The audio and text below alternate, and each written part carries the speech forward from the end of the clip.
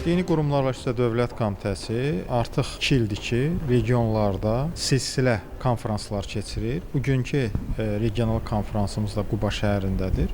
Konferansın mövzusu dini radikalizmə qarşı mübarizə və müasir çağırışlardır. Regional konferansımızın məqsədi bölgədə dini ekstremizmə qarşı mübarizədə müvafiq dövlət qurumlarının fəaliyyətini əlaqələndirmək, bu istiqamətdə bu əlaqələndirməni, bu koordinasiyanı daha da gücləndirmək, eyni zamanda din xadimlərinin dini radikalizmlə mübarizədə fəaliyyətinin daha da gücləndirmək, bu istiqamətdə onları daha artıq maarifləndirmək, daha güclü təşkilatlandırmaq, eyni zamanda bu prosesdə dini radikalizmlə mübarizədə aidiyyatı dövlət qurumlarının potensialından, dini icmaların, din xadimlərinin potensialından daha geniş istifadə etməkdir. Qubadan sonra daha bir neçə bölgəmizdə ilin sonuna qədər konfransı keçirməyi nəzərdə tutmuşuq və apardığımız monitorinqlər, təhlillər onu deməyə əsas verir ki, bu cür regional konferanslar, xüsusilə ekspertlərin cəlb edildiyi regional konferanslar daha effektiv